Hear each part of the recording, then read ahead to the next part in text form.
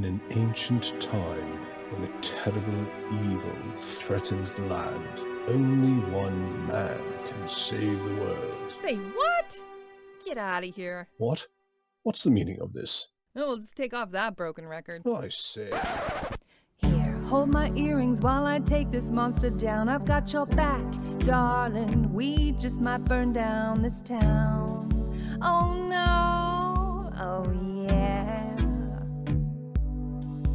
When you're up against a challenge and you need a helping hand, we've got an arsenal of fireballs, steel stilettos, and a cat. Oh yeah.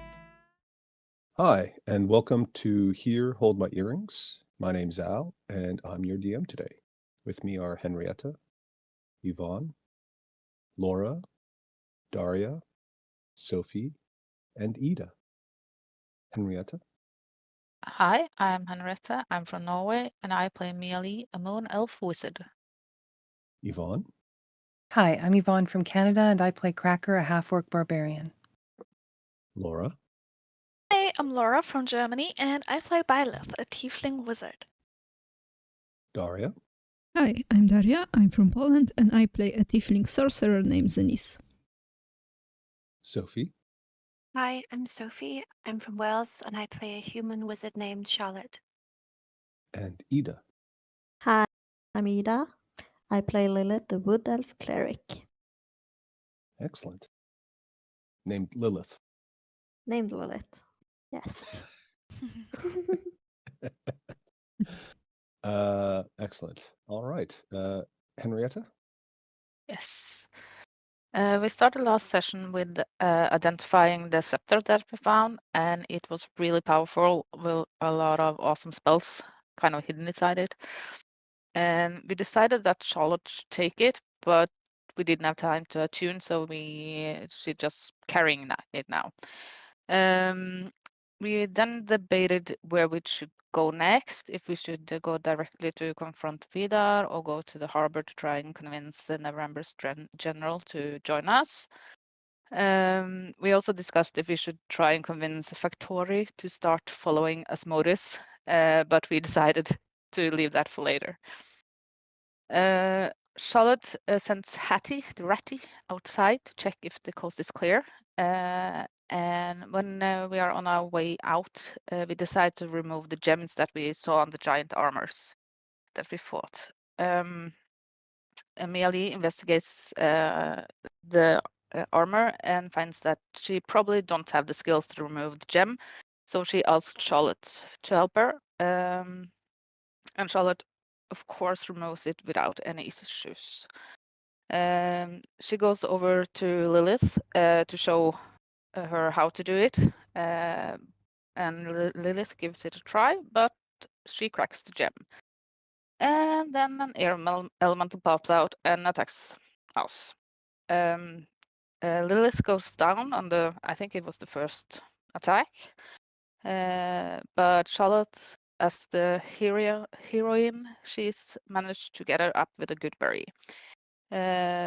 We do fight some more. They hit the elemental, hit really hard, and Byleth also goes down at some point. But Lilith, who is alive and well, heals her, and finally we kill it. After the fight, Lilith heals us all, while Byleth identifies the gem. She finds out that it's a soul gem, and it contains earth elemental. Byleth tries to remember if there is a way to release the soul inside without it being hostile towards us. And she remembers that her professors told her that the soul might remember who trapped it, and it might steer its anger towards them. But if it was caught unaware, or if it was trapped for a long time, it might not know or remember who trapped it, and it will be hostile to anyone. We leave the museum and we can hear fighting. To get to the harbor, we need to go through a checkpoint roadblock. There's a group of Zhentarim there, and we decide that we're going to try and talk our way through it and not fight.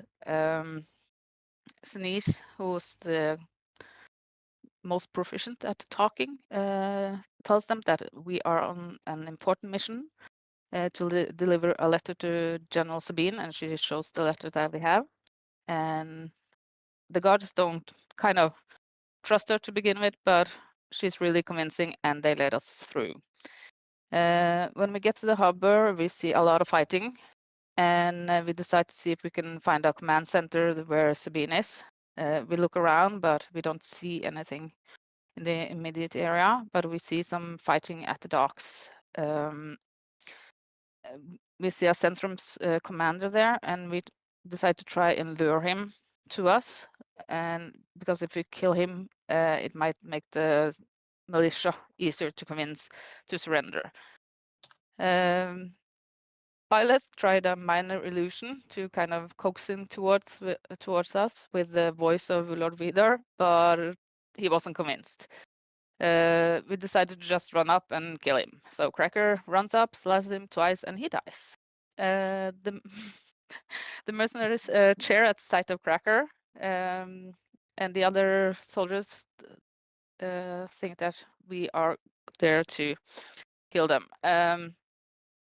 We all try to convince the militia to stop fighting. And after a couple of tries, we succeed, but the mercenaries don't kind of seem to get the point, so they kill some of the militia, but after a while the fighting stops. And when the fighting stops, we hear a woman's voice, and she yells, "What's going on here? Who told you to stop fighting?" And we see a woman with a raven black hair comes out, and that's where we left off. Very good. Thank you very much. Well, welcome. I love your recaps. They're always very humorous.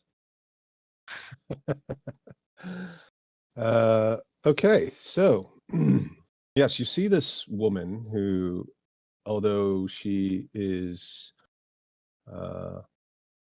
clearly a woman of some authority and has a very athletic stance, appears to be quite upset about the fact that her soldiers are no longer slaughtering anybody else. At the same time, she's curious as to what is in fact happening, since as far as she knew, the city was under siege and still is being assaulted.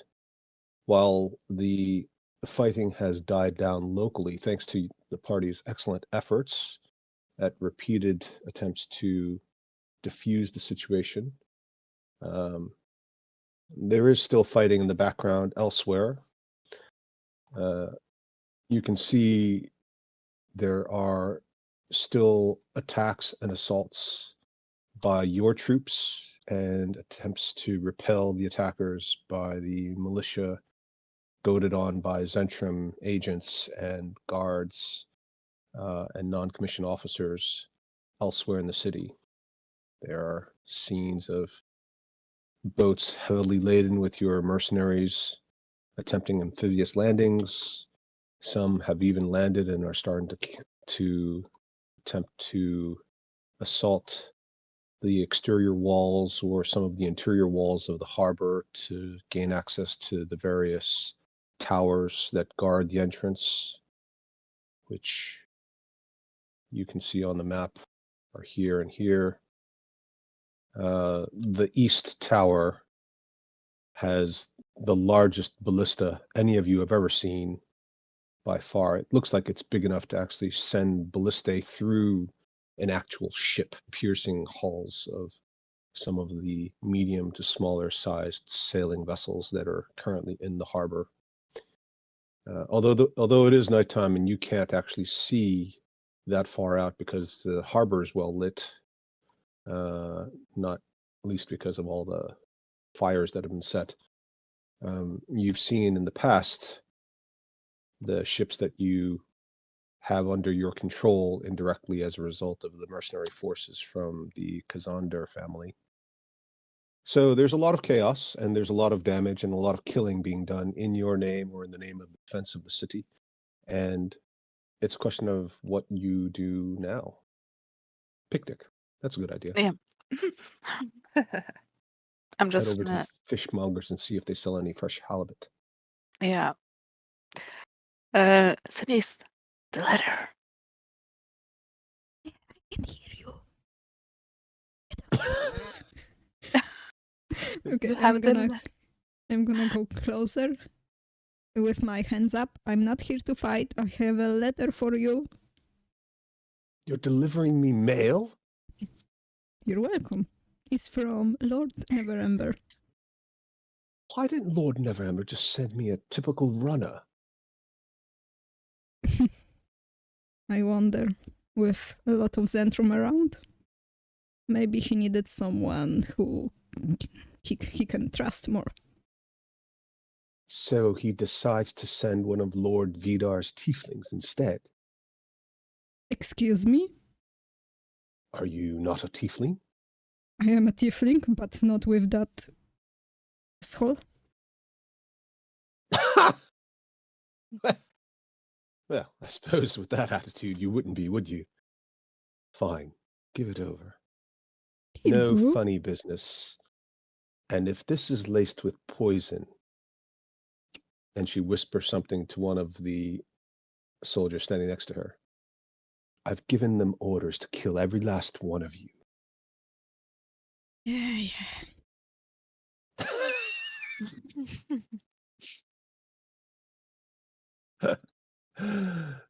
I love you, Daria. Zenise is never impressed by threats. Not when you have fireball.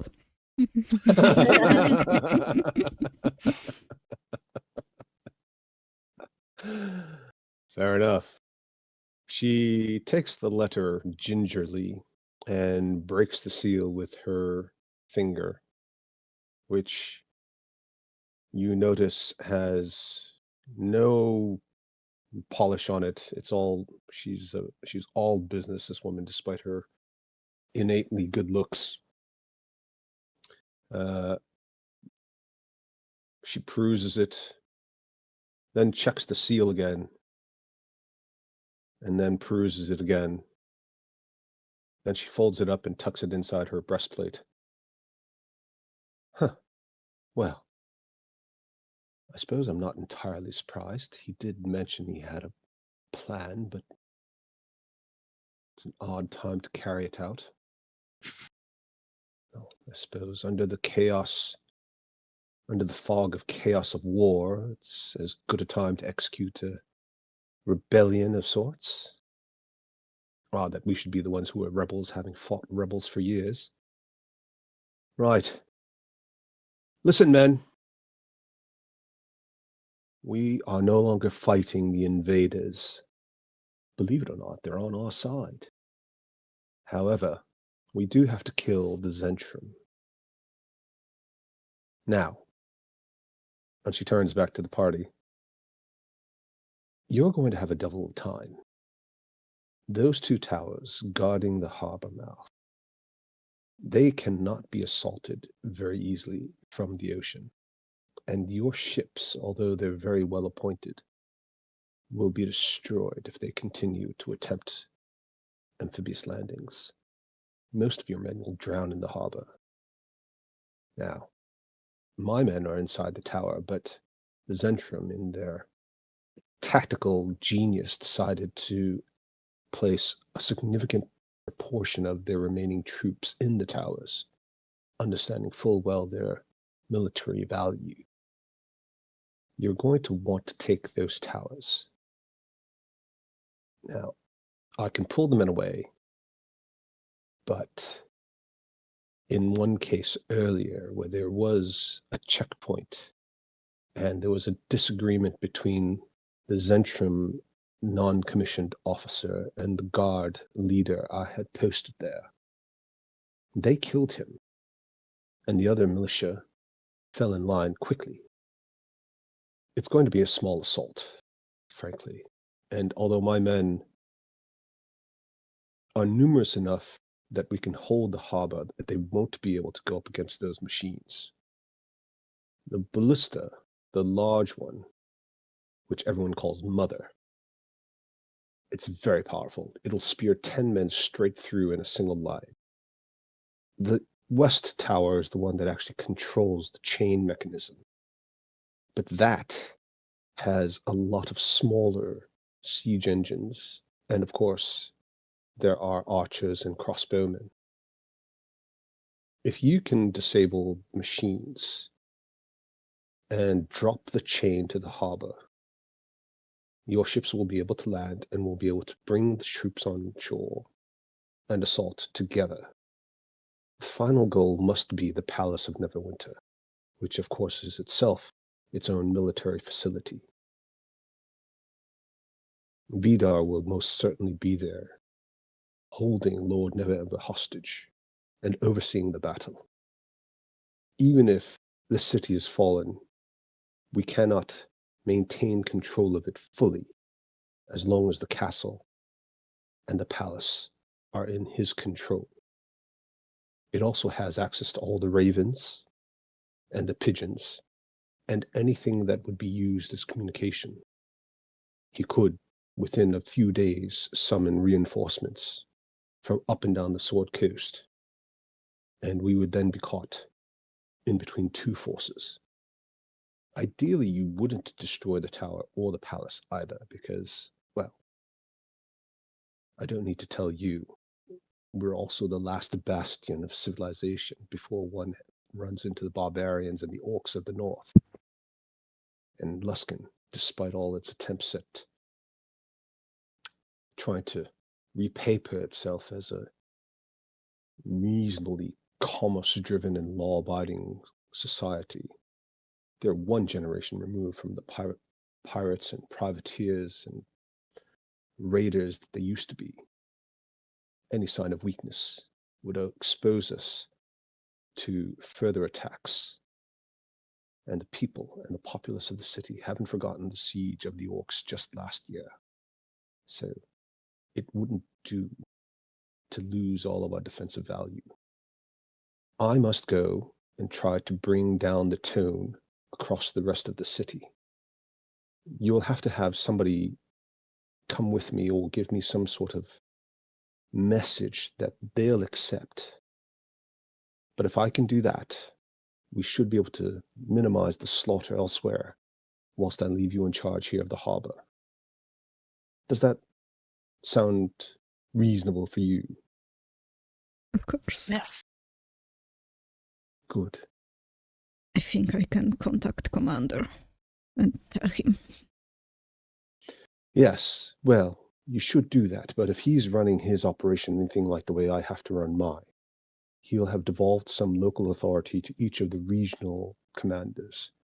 And whilst you may be able to reach your HQ fairly straightforwardly, the sheer size of the city means it would be hours before the message got across to all the rest of the localized battle scenes. So you're better off if I can do it internally and take the roads that we have. Military curfew means that the streets are fairly empty. It won't take me more than a couple of hours maximum to reach all the points. Whereas for him, circumventing the entire city, avoiding being shot at and ambushed by my scouts, some of whom are still outside the city, means that there's a chance that the message won't be delivered. And if it is delivered, it'll be, well, closer to the end of the day. We could save potentially hundreds of lives, including civilians and drafted militia, as well as your own men. So I'll take care of it. You send your message, but give me something else. If you've got something physical, or perhaps one of you could come with me. I was thinking that maybe Blemish could, but he's not always really good at following orders. Which one of you is Blemish? Oh, the troll. The troll? Yeah. Oh, yes. Our forces have seen him with us. And if he goes willingly with you, they might heed your word more. Yes, I think that's an excellent idea. He's very obvious, and he's so large that they'd be able to see him from the battlements. Yeah, but he has to eat first. We Eat? promised him a meal. Yeah. He's What been does he hungry eat? for Zhentarim. A troll that only eats Zhentarim. That's quite a Well, restrictive diet. no, but I guess that no one would kind of cry over a eaten Zhentarim here. Well, And I point at the guard, the commander. well, I'm sure that's true of anybody who isn't Zhentarim, but I think the fact that he was eating human corpses would upset even some of my own men. Would he Do you like have some fish? We have a lot of fish. Blemish? And Would sh- you like some fish? And Blemish looks at the gigantic pile of fish that were freshly caught just before the siege started and have been sitting on the docks just waiting to be cleaned up and packaged and sent off to the cannery and the fishmongers and the processing house. And he says, fish is good for your eyesight and your brains. Mm-hmm. Blemish is smart enough, but can never hurt to have more brains. True. And it's fresh. And without armor. So Less goes down spiky easy. bits. Sabine says, I don't know if it's that fresh. It's been sitting out there for a day or two, but Doesn't matter. it's not that hot. Fresh enough. Fresh enough. Enjoy, Blemish. Enjoy. And you watch as he sort of lumbers over. Semi-fresh fish. Bum, bum, bum, bum, bum, bum. And he just tosses the fish up into the air and just swallows them whole like a gigantic albatross. You can actually see his stomach starting to slowly expand until he looks like a slightly gangly 4-year-old.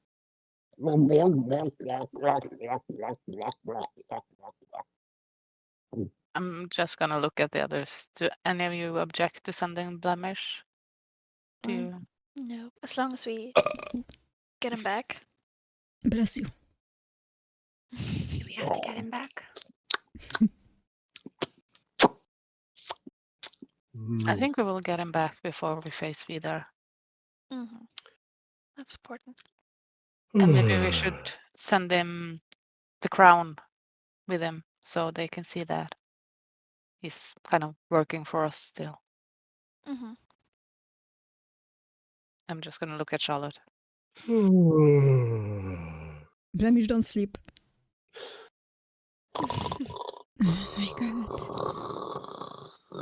Are we sure we want to send Blemish? Blemish, desert. Dessert? Oh my god. He is big and the attention is drawn to him, so Yeah. I think And it's a he's good known. idea as long, yeah, if we have like one more thing, maybe from Charlotte. Okay, he can have my stupid crown. Don't break it, That's please. so generous. Any more than it's already been broken. I'm just gonna whisper, it's a fake. You know that, right?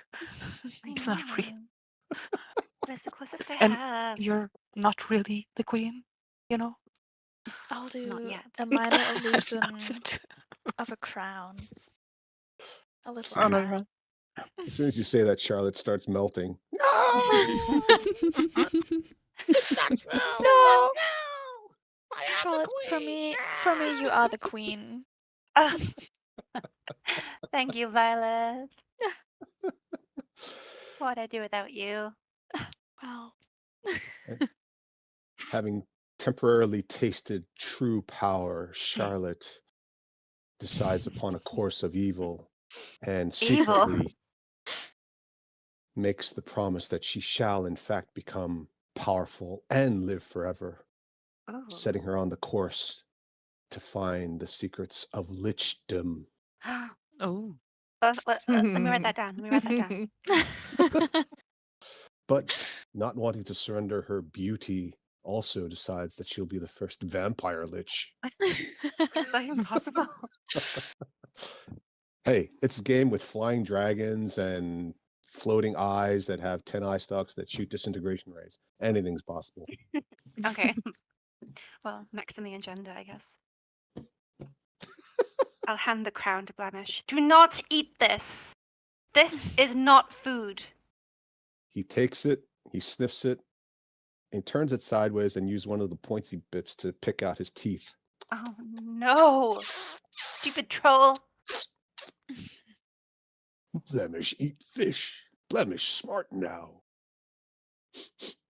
And smells like Charlotte. Hey, look. And he takes a few of the surviving fish and he sticks a finger in a few of them, and then he walks around with the fish on his fingers. Guess who I am? And he puts the crown on his head. I'm the queen. I'm the queen. Oh my god. I'm gonna frostbite him. Behave yourself. He starts rubbing his fingers together. Good thing Blemish regenerate. Okay. Blemish full now. Where dessert?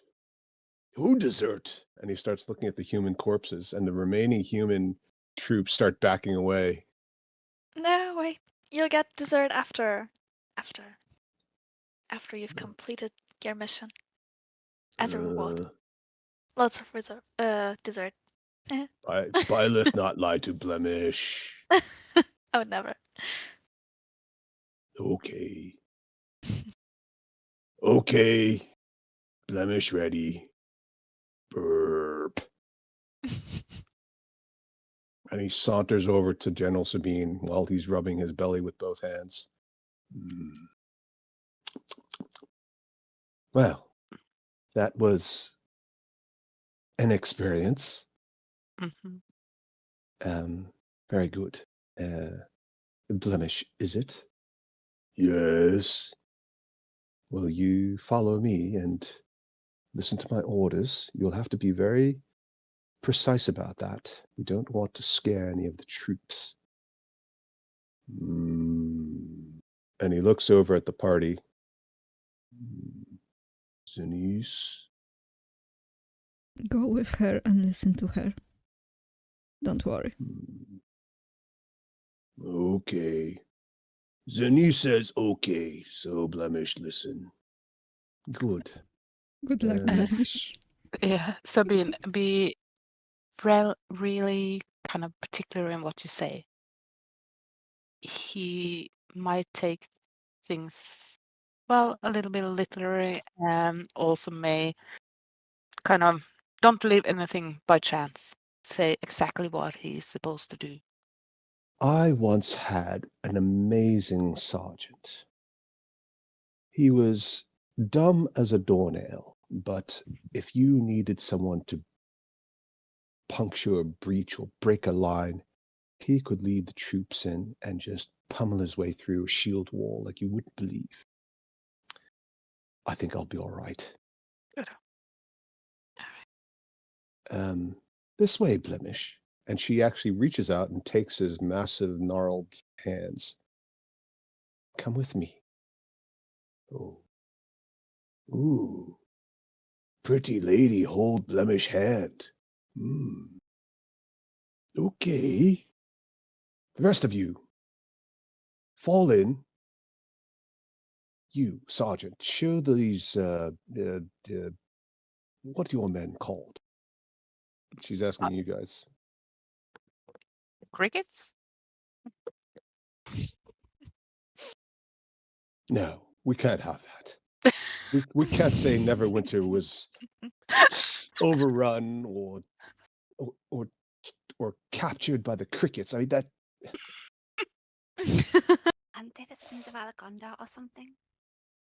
The what of Alagonda? No, we can't use Alagonda. He's been fighting the Alagondas forever. Well, all right. Just make something up. The heroes of Faerun. Yeah. That's how extreme. How I really. Yeah. And she just rolls her eyes. It's either that or the crickets. Like her. Show these heroes of cricket.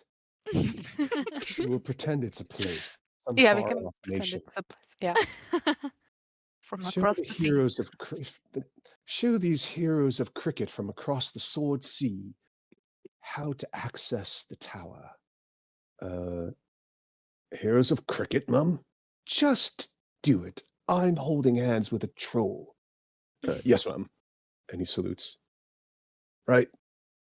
Should really get a name that kind of fits better. And he puts on a little patch on his shoulder, which he had been hiding before. Never want to show rank in the middle of a battle. Makes you a target. Right. Wise. What about My name's Sergeant Horsham. If you'd follow me, please, and have your men stand down. Don't let them go wandering, and don't let them pillage anything. It wouldn't do well, regardless of what the general's orders are. And he seems to be waiting for you to give the exact orders so that everybody's very clear about this. Oh, okay. Stand down, men. No pillaging, no raping, no killing. Just stand down. And they all look at you and collectively go, "Aw, but that's the best part." Hush now, let the ladies do their work. I guess if you see any Zhentarim, you are free to engage them, but only them. Suppose we can just wait. Play some or- cards. There's a battle going on. Play some football. Some might say that's like a battle. Rugby.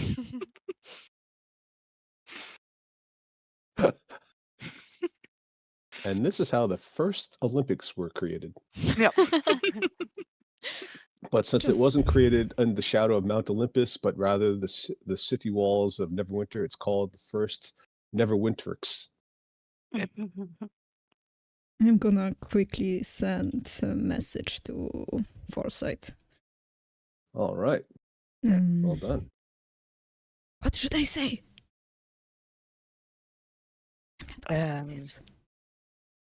Militia is on our side. Kill only Zhentarim. Stand down? I don't know. It sounded very eloquent, Zanice. Oh, shut up. I'm trying to be supportive. I think that says something, that it comes across as sarcastic, though. Thank you so much. That sounded sarcastic. It was. When they start pushing the dead bodies into the water. Well, your mercenary dead bodies. And then they start protesting. The other ones start protesting, and then they start retrieving them back again. Piling them up on the pier. Okay. He sends a response. It is not entirely favorable. What did he say? It's in the chat. I know, Charlotte's asking Zanice. Nope.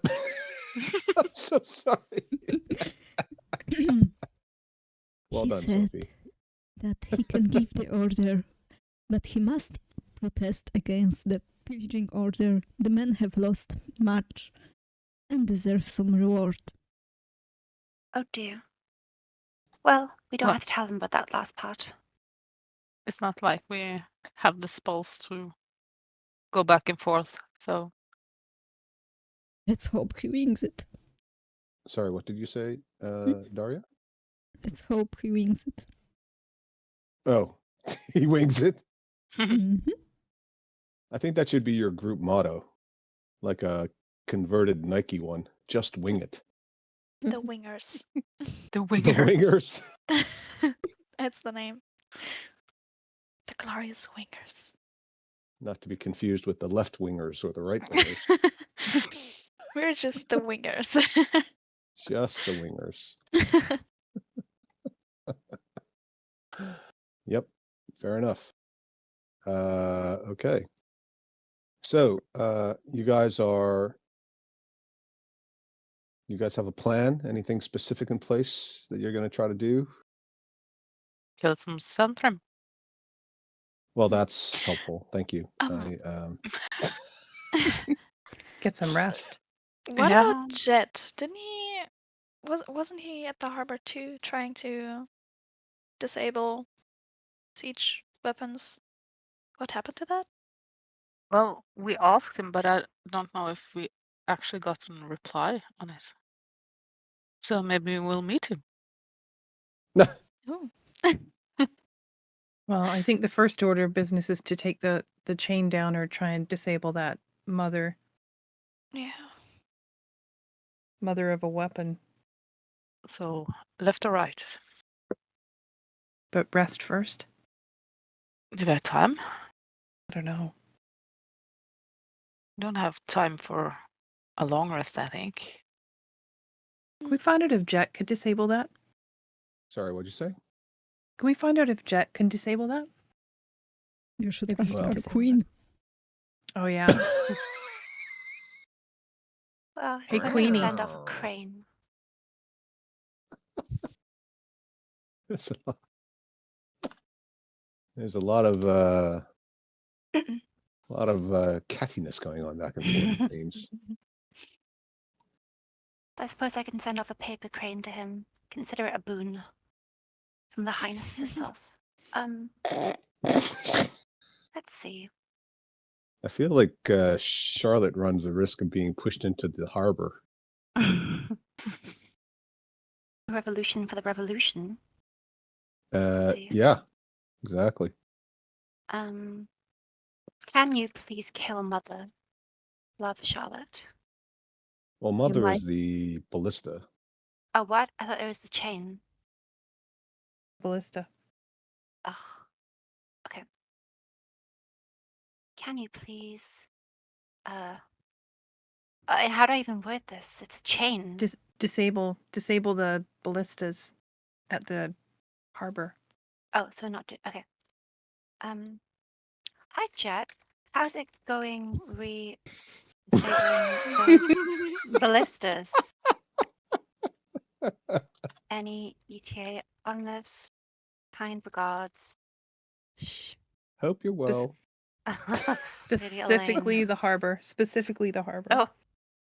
Hope you're well. Love, Queen.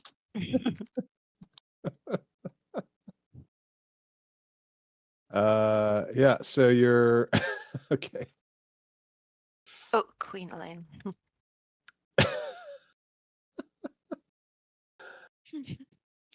Okay, so you send the paper bird off, and it, as we've discussed before, it takes a while to travel there.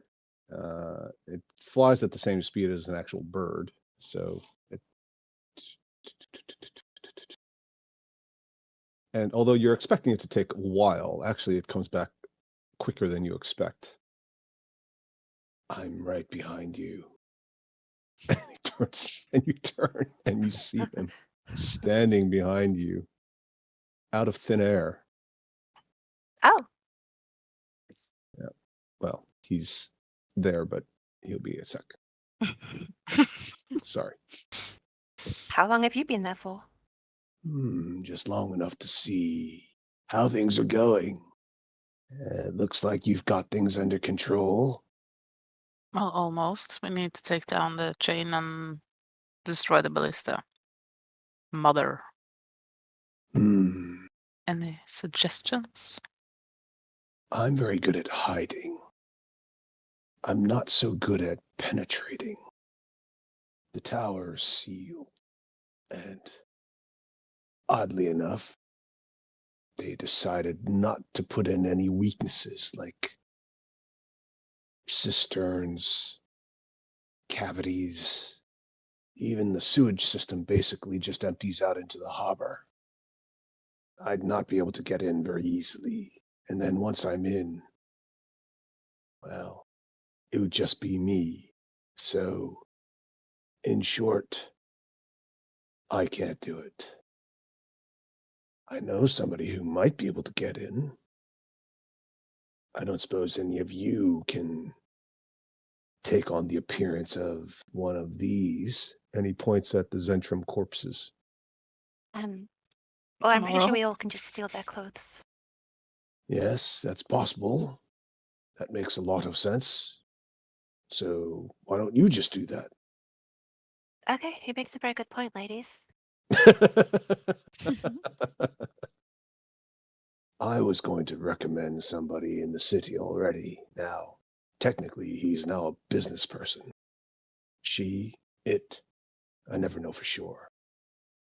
Runs a restaurant, believe it or not. But apparently, not even human. A doppelgänger. Yeah, that's my old boss. And he looks at you.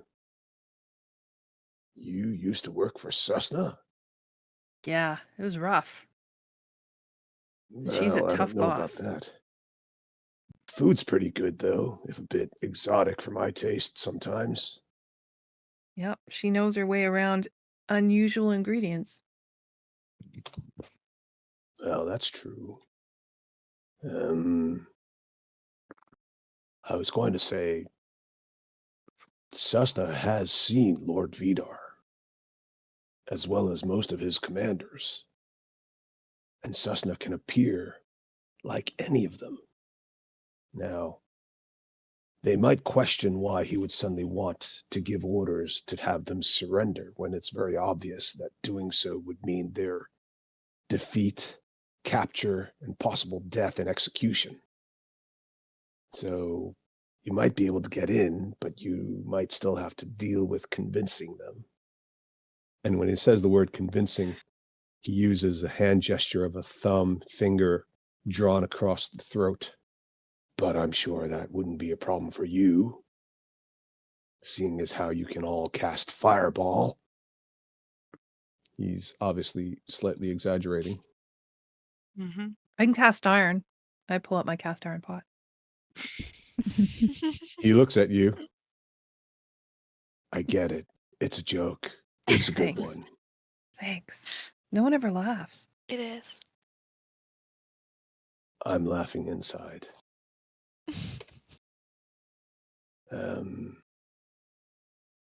So I take it you can't actually make yourselves look like Lord Vidar or somebody else. Not Not today. without a long rest. Well, I won't tell you how to run your war, but he points a finger at the behind his shoulder. As you can see and hear, there are men dying. And that's before you take into account the possibility that if they found out you were all just sleeping on the job, your own men might not take that very well. Now, I don't know what Cessna's price is. He's not really in it for the money, so to speak. He's more of an artiste when it comes to things like this, so you might have to bribe him with some eccentric or exotic goods or services. But I'm sure you could come to an arrangement. Is this not far Otherwise, from you? Sorry. just fight your way in. Oh, you're asking The how far Cessna. Cessna's is? Yeah. Mhm. It's not close, but I could probably get a message across. Or else, you could send a paper bird. It's like a good idea. Let's do the paper bird. And Of course, you could maybe just fight your way in. Yeah. I don't think we're gonna Mhm. succeed at that. Well, can't you fly? I can. Oh no, sorry, not today.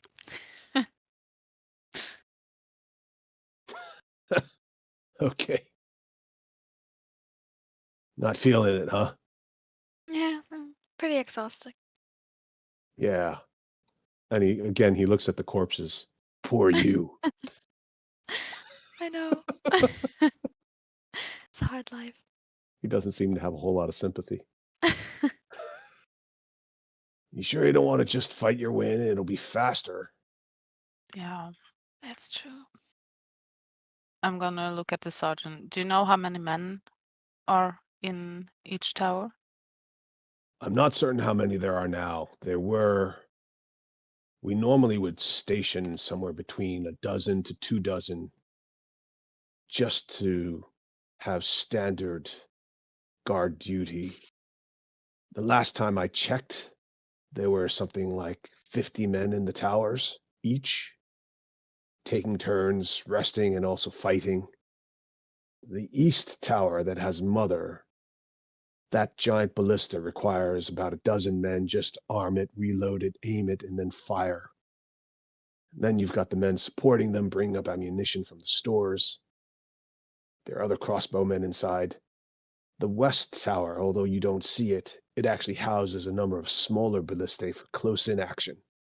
And when I say smaller, I mean the missiles they fire are about the length of a man, maybe almost 2 men. So they're pretty big spears, really. And there's 8 of them. Plus there's a rotating smaller ballista at the top that gives a bit more flexibility. You need at least 100 normal soldiers just to have a chance to try to break down the door. And they'd have to be trained in some sort of testudo type tactics to help protect against missile fire from the tower itself. With you, I don't know. I'm sure you could probably do it if you have a way to get around it. It's easiest if you could just get to the top and then attack from the top, because the top is basically open.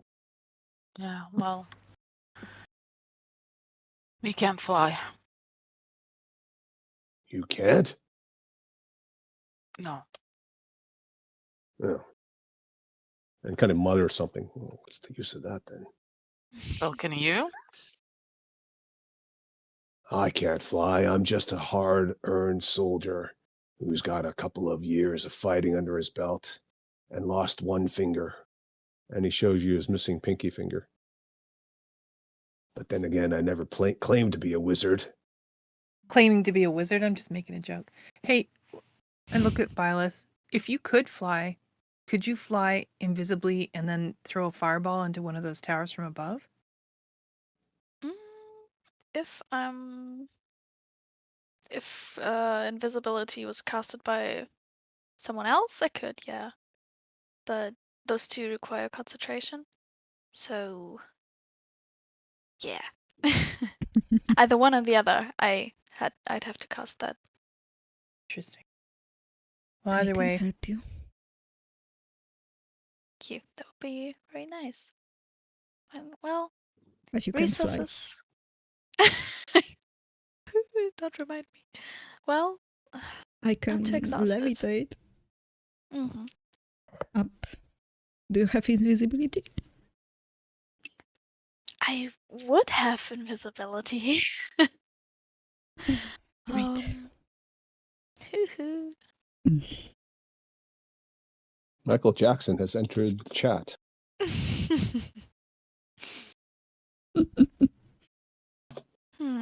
Sorry. Yeah, no, I don't have the Charlotte, resources right now. do you have invisibility and you can cast it? I'm pooped. That means no, okay. I have a question. For the DM? Yes. Mm-hmm.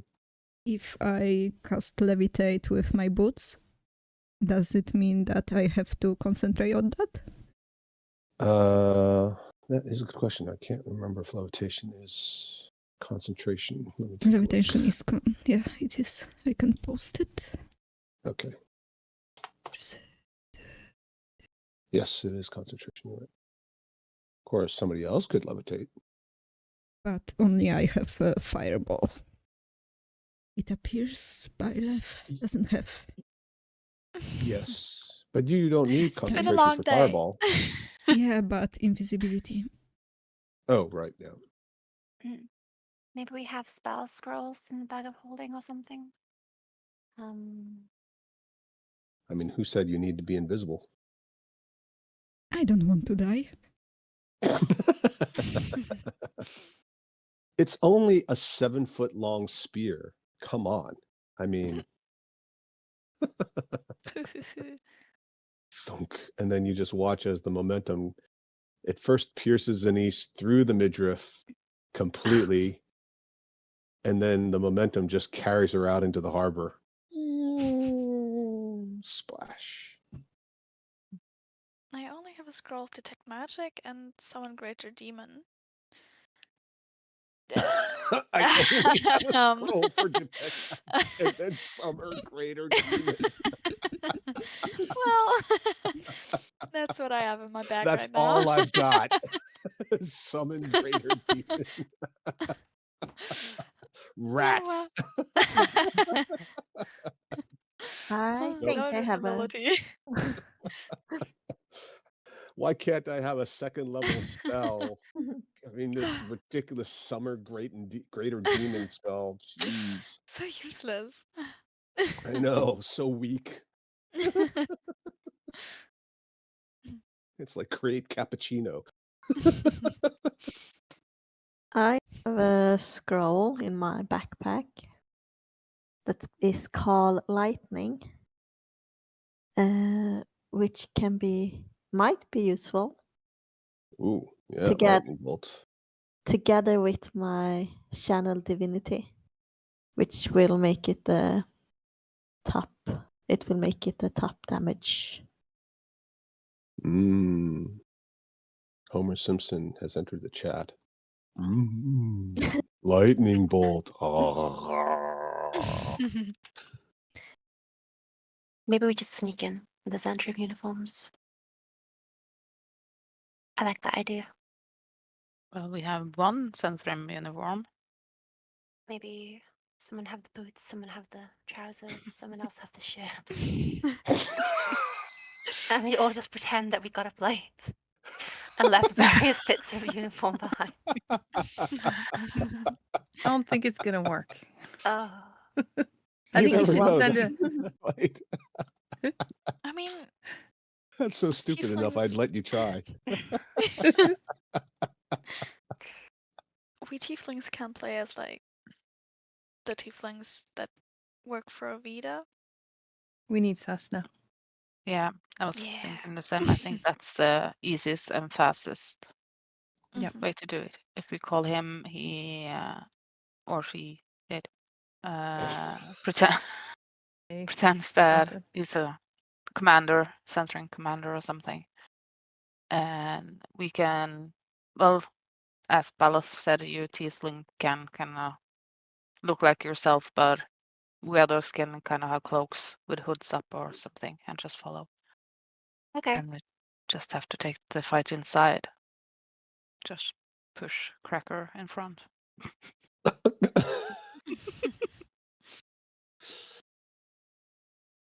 It was meant as a compliment, but it sounded a bit disrespectful, frankly. Yeah. The problem is that she can't get really angry. She's Well, exhausted too. Well, they're Full night. Zhentrim. I mean, presumably Zhentrim soldiers occasionally do actually lose their temper. We could kind of disguise ourselves as militia, following the Zhentrim. True. They're welcome in the tower as well.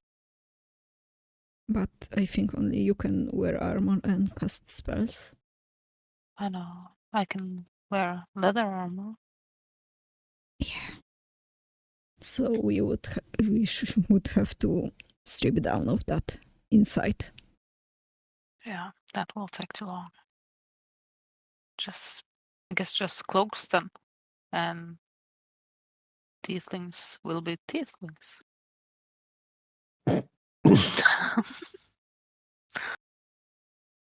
That's can the paper bird reach Cessna? Can you send it to anyone you like? Yes. Yes. Let's send well, someone write down what Cracker says because she actually knows Cessna. Okay. I'll pull out my magic quill. Fire away, Cracker. Cessna, have we got some treats for you? Why don't you meet us at the harbor? I need some help. Do we have any hippogriff meat? Didn't you bring Check in the some? backpack. I think we do. Yeah, I think you brought some. Yeah. At one point, you had a whole bunch of stuff for Cessna. Oh yeah, we did. But we did Some of it we deliver lost. Yeah, but we Yeah, some of delivered it was something lost, but in. you traded some as well, I think, at one Yeah. point for some other I things. also have a Yuan-ti egg. Oh, I think. was it a Yuan-ti egg or was it a demonic Yuan-ti half spawn egg? I think it might have been the latter. I think it might have been. It was a product of the Marilith and a Yuan-ti. Even if I better. recall. Mhm. Well, that's true. Cessna Anything else? can blend it into a cocktail and call it El Diablo, which technically means the devil, but we're not being picky here. Weird vials from the Yuan-ti. Vials. Oh, yes. I don't know. Someone needs to check that. Yes. If only Who has somebody the had pearl? identify Yeah. Oh. and a pearl Yeah. and a good memory to do it. Well, I remember. I think I can cast Identify on that. Am I smart or am I smart? You don't have to answer, guys. It's okay.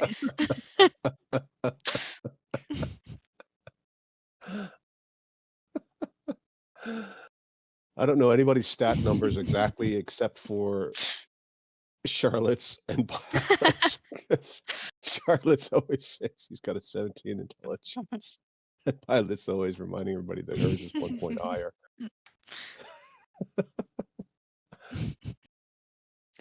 Okay.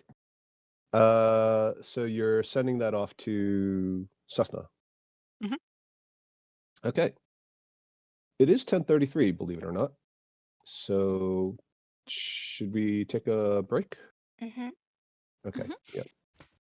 All right. Sorry, Sophie, I didn't mean to make you wait 3 extra minutes. It's okay.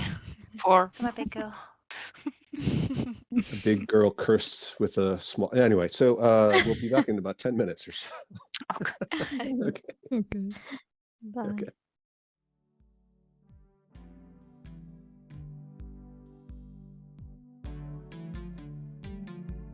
Hi, we hope you're enjoying this episode, and if so, please like and subscribe.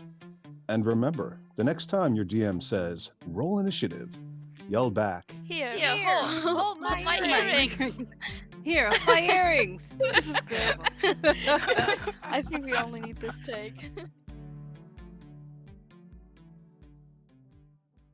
I guess we're ready to go.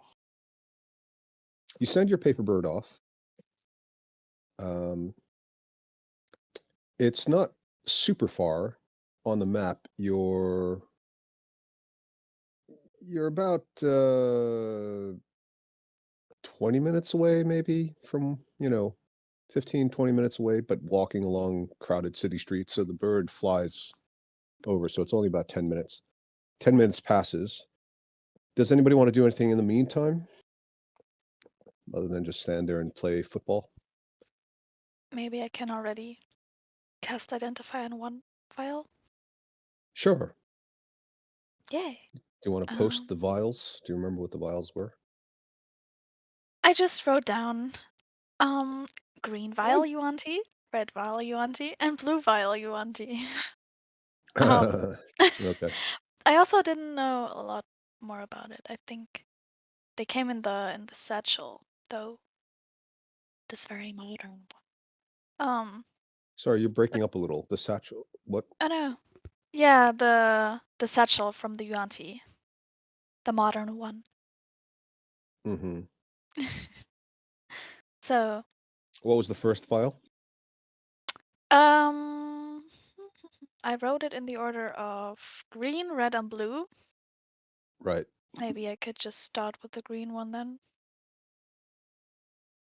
Okay, so the green one is a vial of poison. Mm-hmm. This is poison that can either be fed to someone, in which case they have to do a Constitution saving throw. I'll type it out. Thank you. Save poison, fail for 2d6 plus 2 damage. So theoretically, it's lethal for the average person if they fail their Constitution saving throw, save for half. Can also be coded onto can also be used to code a weapon, and it'll last until the first successful attack or 1 hour. Same stats, con save, etc. And you suspect what it is it tells you that it's actually poison from a yuan-ti. Some of the yuan-ti, as you recall, the yuan-ti are humans who aspire to be snakes. So they actually started off as real normal humans, like Charlotte rather. But they have this idea that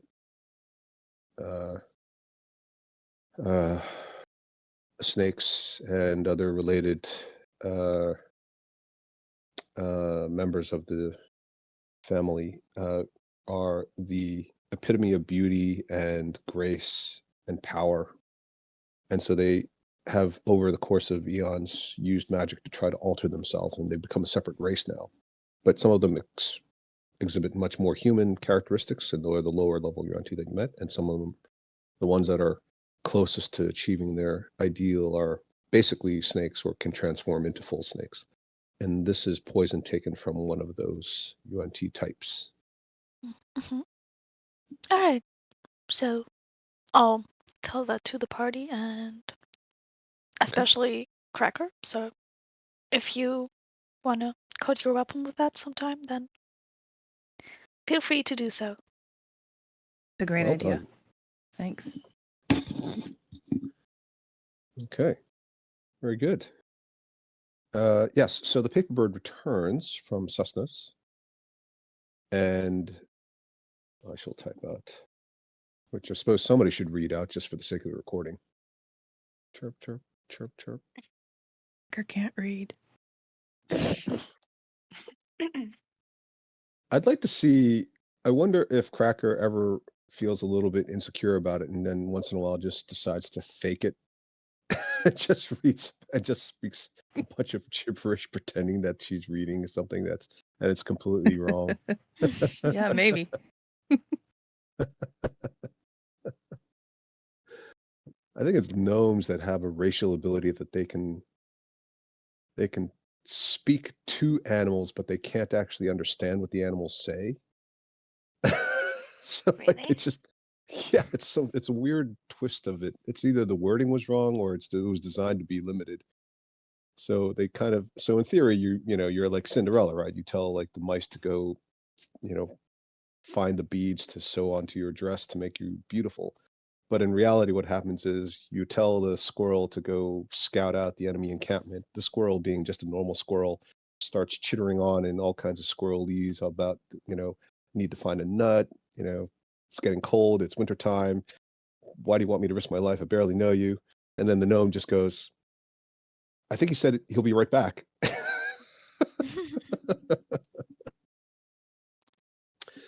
Okay. So that came back to Charlotte, right? Huh? Yeah, whoever sent it. Yeah. Oh, Cessna responds, take down the Zhentarim, remove martial law, cut me in, have perfect disguise.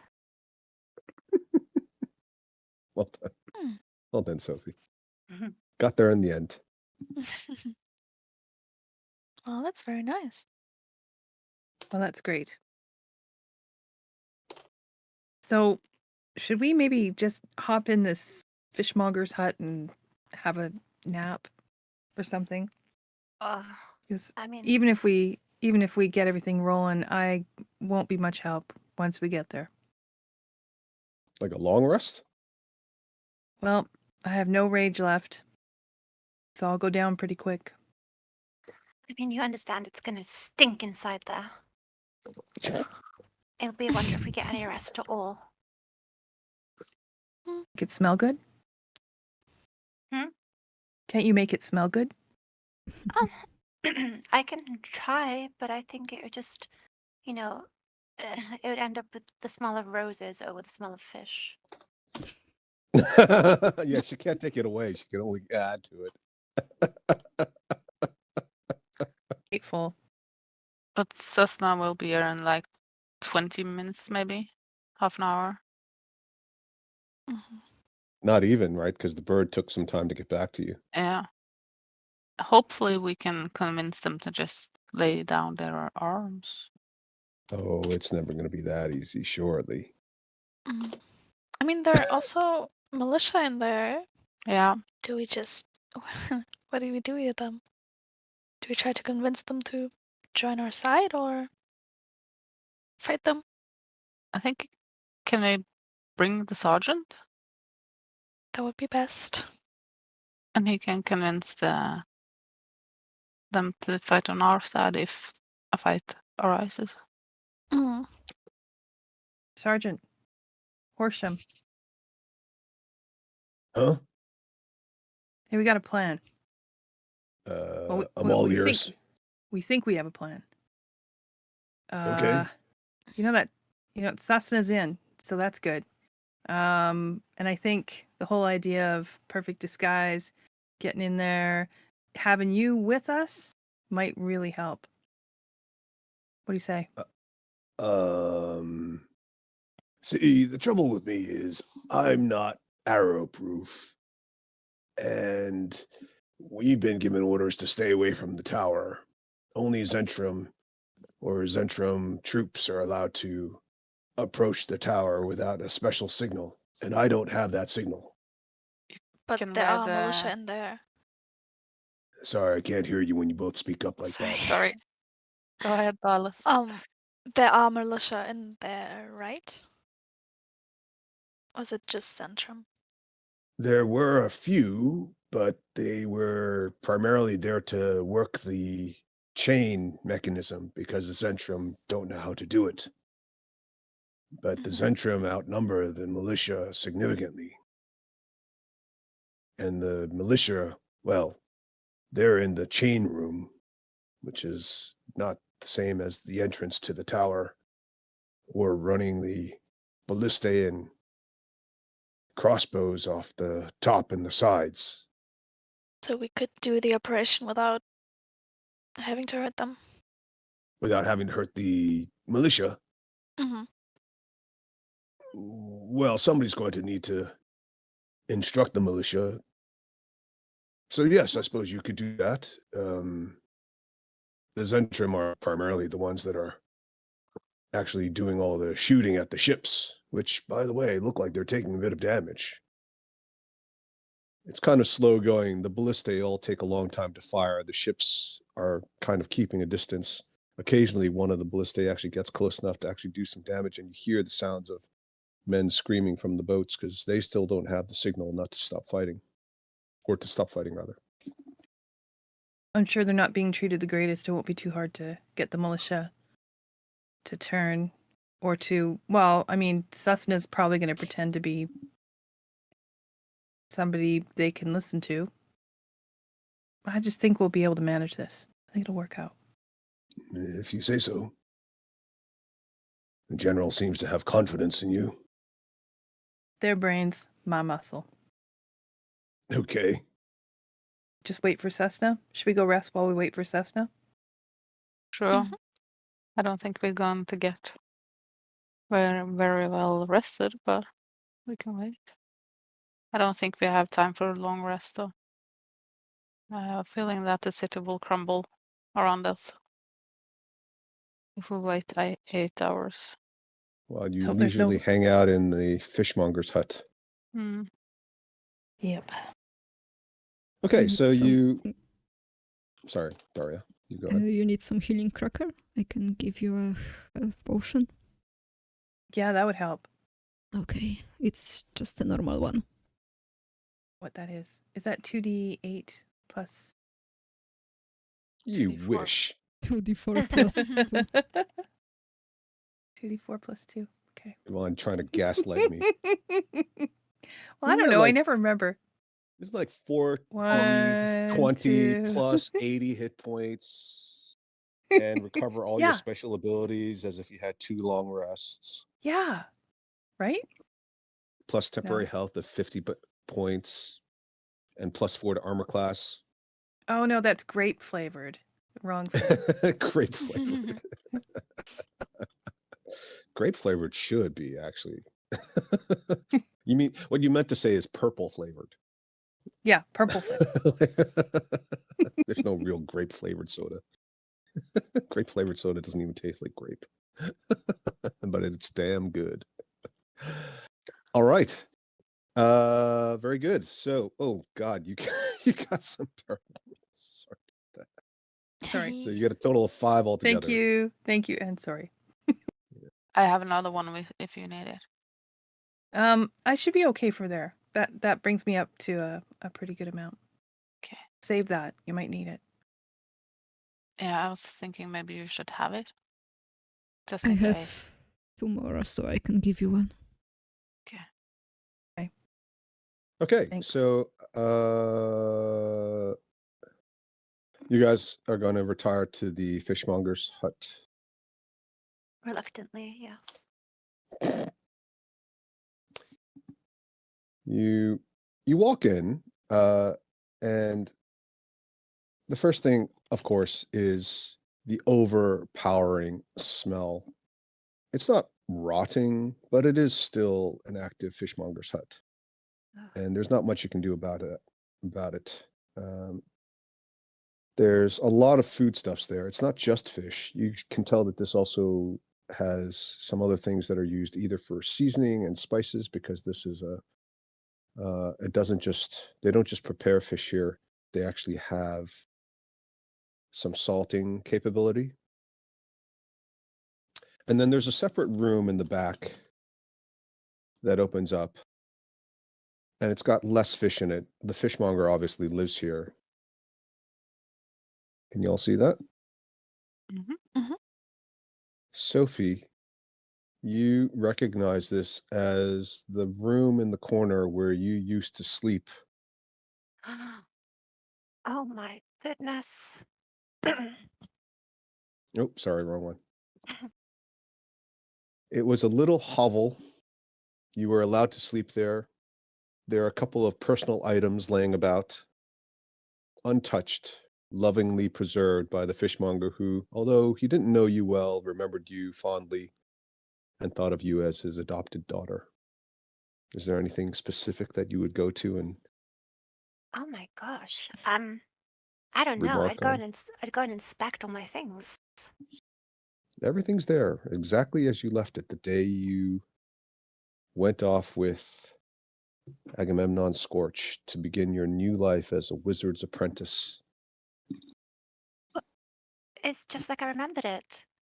Guys, this There's- is where I used to live. There's a small book that has your scrawls. Even back then, you had the neatest, nicest handwriting. Never mind the fact that most of the street urchins were completely illiterate.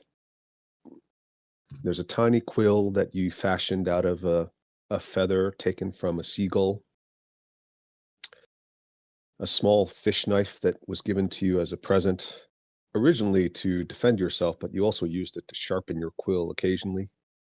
A pot of ink that's long since dried out, but still has the remains of the dye that you had created yourself from a combination of shellfish crushed up and ground carefully into a fine powder, along with some of the black clay that you occasionally found on some of the crates that were shipped from more exotic locations. Wow. I can't And you believe I even forgot about this place. and you even find a little stuffed doll that you had in the shape of a squid. Oh, it's a Beatrice. Aw. It was made out of rough canvas and stuffed with some straw, but you used to hug it going to sleep at night. Give it a wrapping little cuddle. one of its tentacled arms around your neck. Mhm. Right. Shortly thereafter, there is a little knock at the door. And Jet has taken off to go take care of some other business. At the doorway, you see a very small, odd fellow. He's dressed in armor. He's got a little goatee. Hello, I am Diego dello Sposto della Maradona. At your service. And he makes a deep, grand, flourishing bow. I hear you are asking for some assistance to penetrate the West Tower. Y- Yeah, we're looking for some assistance. We're kind of waiting on a friend right now as well. And then this fellow shapeshifts into a medium humanoid. Shh!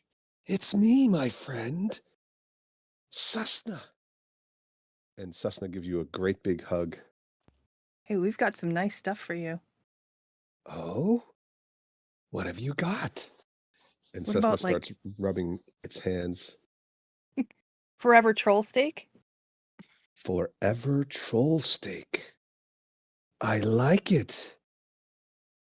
Is it self-sustaining? I think so. I don't know how this all works, but I think so. Yes. We've had a lot of people complain about the fact that a lot of these exotic animals are going extinct because they're being hunted to death. Honestly, it's the first time I've ever heard of anyone complaining about the loss of dragons, but there's always somebody. This might be an interesting alternative for them. What else have you got? Just you wait. So Cracker pulls out some, I think it's 500 pounds of goat meat from the giant's goats. Can't be 500 pounds. That would be the entire I know, that's what I sack. have on my notes, so I'm sure it can't be that much, but I think hey, a you were chunk. carrying most of it. Yeah, and I think that might be what I lost. Lost the big chunk, but I'm sure there's probably some goat in there. Goat.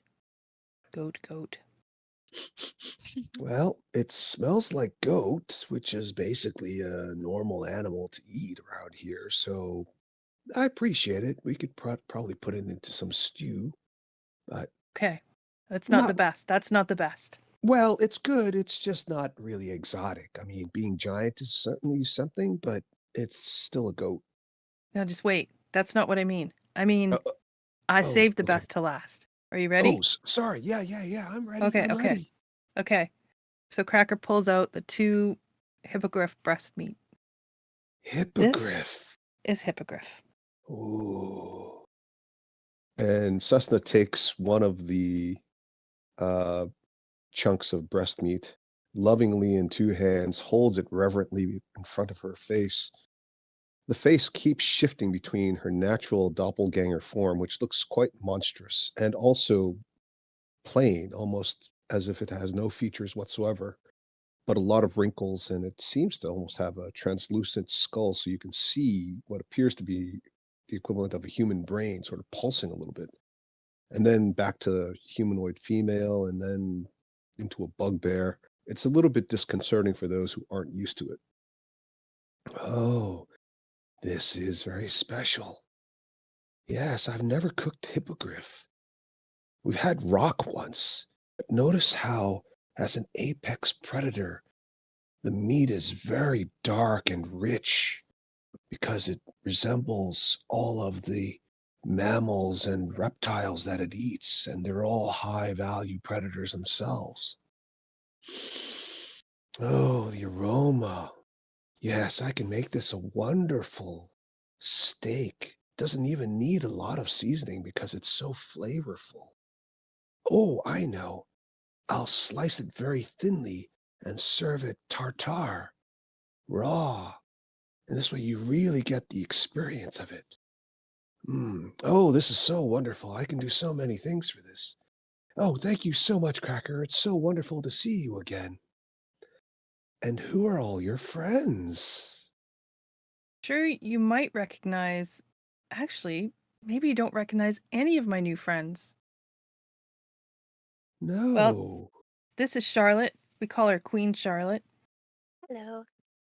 And Cessna looks at you penetratingly. Sorry, I didn't mean to pry. And thank you for inviting us into your home. How did you know it was my home? Ah, it's an old habit. We doppelgangers can read minds. You can do what It, now? it helps when we assume the disguise of someone. I'm embarrassed to say most of my race primarily preys on humans and humanoids, and we tend to prefer to assume the shape of one that we've killed in order to infiltrate a group and then, well, you can imagine the rest. Nice to meet you too. Pleasure. And she gives you a great big hug, very familiar.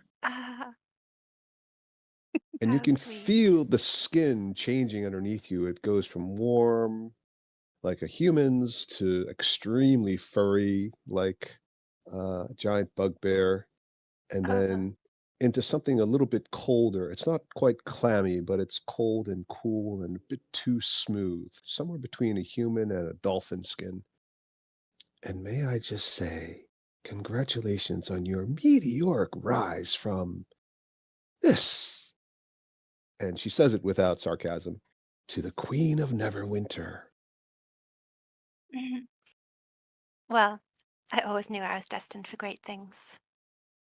Of course. And you know, Agamemnon's a very good friend of mine. Really? When did you get the time to meet him? Well, I should say it's really one of his simulacra. I think it's number 4. He has a very fine palate. Well, obviously, as you know, since all simulacra are representations of their owners and creators, he's basically Agamemnon himself. But I've never met the real Agamemnon. He disappeared before I arrived. Mhm. I hope one day to cook for him in person. Or perhaps I can be a royal purveyor, should the queen decides. And he bows toward you. Definitely something to think about. And who are you, child? And he looks at Lilith. I'm Lilith, and I'm trying to think. Don't think anything. Don't think anything. Don't think anything. um, well, your secret's safe with me, she says. And then you see her change into a human briefly and blushes. And you, that's funny. You look very mature for your age. Looking at your other tiefling. Thank you. I'm the niece. Pleasure. Pleasure. And she gives you a great big hug as well. No, please, please, without a hug. Oh, sorry. I should have read that. I apologize. Oh, you're quite interesting, aren't you? Not really a tiefling. Dragonborn at heart. Yes, I hope you won't take it personally that I've cooked quite a few dragons in my day. No one you Oh, know, yeah. I don't think. I don't like dragons. Interesting. A weird history. Complicated. Mhm. And then kind of reluctantly, awkwardly leans in, then backs off, leans in, backs off, thinks and not sure to hug you or not. I also lean in. Oh, and a great big hug, smiles, closing eyes. And the eyes keep fluttering between human, bugbear, doppelganger. Nice to And meet you. it's a pleasure indeed. And you, oh, and looks at Mealy. And she just waves. I just wave back. I read a lot about you. Yes. I'm sorry to hear that she's no longer with you, but I'm sure you will do a wonderful job of making her life, afterlife, a bit more comfortable. If there's anything I can do for her, do let me know. I owe her a great debt. I will. Can you transfer her ownership to me? Well, as a sign of respect for your mistress, yes, I'm sure that can be arranged, as long as you understand that if any of her heirs should arrive and claim ownership under the laws of Neverwinter and the Sword Coast, I would have to respect that. Of course. We should probably find a lawyer to have that sorted out. We should. Absolutely. Absolutely. Maybe about 10. Oh, no, I don't mean it like that. No, we can't. No, not all of them. No, No, we not can't do all of that. them, just 10. No. Some of them are my friends. I couldn't Well, have set up my businesses without at least one good lawyer. I don't well, want them to go to. No, pick no. someone you don't like. Oh, there Or if was you that know one someone. bastard who. I won't get into it, but yes, I have a very good idea, actually. I have an excellent suggestion. That's a Yeah. good idea, yes. And If anybody ever deserved it. yeah. And you can rest assured that the funds from her share will go to the group to help us save the world. Well, that's good to hear. The arrangement stands, of course. Bring me more exotic goods and, well, if I've got something in inventory, especially one of my specialties, you're welcome to take a sample or two, and perhaps it'll even help you. Uh, This is not the time for commercial transactions, but once we've got this all concluded, stop by the restaurant and we'll see about getting some paperwork drawn up, with the caveats I mentioned earlier, of course. Very good. I understand from the paper bird and from inadvertently reading some of you that I'm supposed to help you gain access to the West Tower. There's no time to lose. From my friends and also a few of the folks that I know from Jet, and apparently our mutual acquaintance, the tailor, and Susna puts a finger next to the side of one of her nostrils in a winking, knowing nod. People are still dying. It's dying down, no pun intended, but the north side of the city is still fully under attack, and we need to hurry if we're going to try to bring this to a conclusion so you can bring the fight to Vidar and rescue Lord Neverember and free the city. yes. So if you're all ready, shall we head out? Although I see a few of you look like you've got a few scratches and bruises. I didn't have very much in the inventory. The cupboard was a bit dry since we've been under a barricade for a few days, and obviously once trouble started, there was a fairly high demand for my specialty items from some of the more powerful and a few of the people who aren't very well off, but they'd suffered some losses in their families as a result of defending the city. But I did have a few of these laying around. They'll sit for a while if you don't want to use them. Most of them can store for at least a few weeks, and if you leave them in your bag of holding, they're good indefinitely. Here I've got 2 bags of black dragon chips, which you're welcome to have.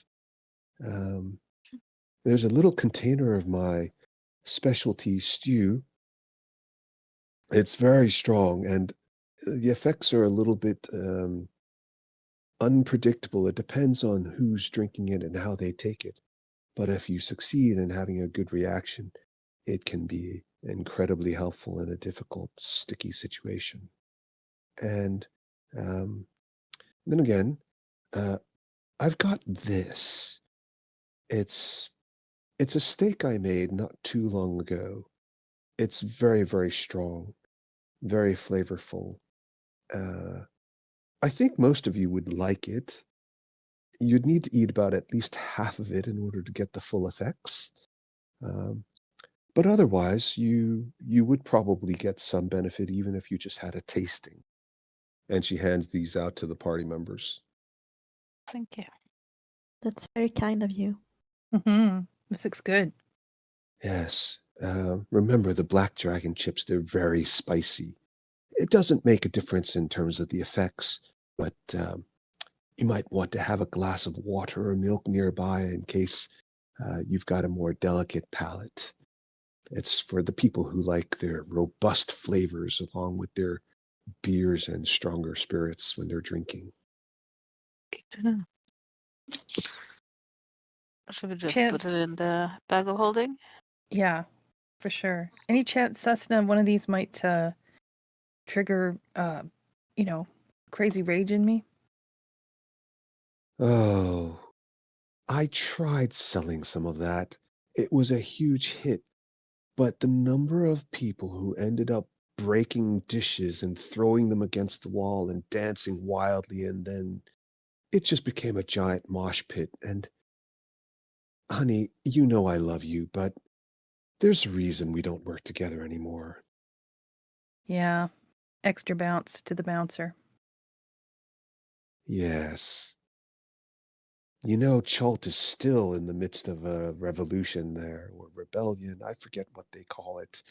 I guess it's a revolution if you're in power. No, it's the other way around, isn't it? You're rebellious if you're in power and somebody's rebelling, then that's a rebellion. If you're one of the people trying to rebel, then you're a revolution. It's all very confusing. In any case, but I will say this. Our mutual friend, you know, the lounge singer, the lady who doesn't like the sunlight, Yeah. she's left. Oh, Oh, I don't know that it's bad. okay. She somehow seduced a ship's captain, and I'm not sure what the deal was. You know, she can't travel without her special bed. Yeah. And last I heard, she set sail with them. I don't know where they are now. Interesting. Isn't it?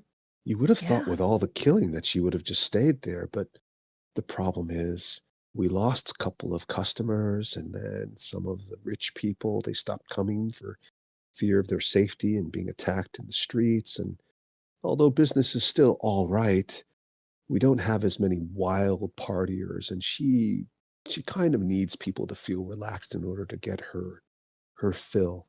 She thought pickings would be better somewhere else. Who knows? She might come here. Keep an eye out for her. Yes. And perhaps cover your necks. Sorry. None of you are vampires, are you? No. And she looks at Charlotte. Not yet, anyway. Right. Well, without further ado, I shall resume my alter ego. Now, Mr. Esposti, or Lieutenant, as I understand he's known to be called, he's one of the Zhentarim leaders. He's not an actual Zhentarim, as far as I can read, but he is a mercenary in the service of Lord Vidar, and he's been with him for, I believe, his mind wanders a bit, but he said something like 5 years. So he's well regarded amongst the Zhentarim troops, but technically somewhat of a mercenary personal hireling. I'll take his persona, and once I take it, in order to complete the illusion, I won't revert back. So please don't call me Cessna on the street, in case anyone overhears. What was his name, did you say? Diego degli Esposti della Maradona. So, Diego. Diego. Well,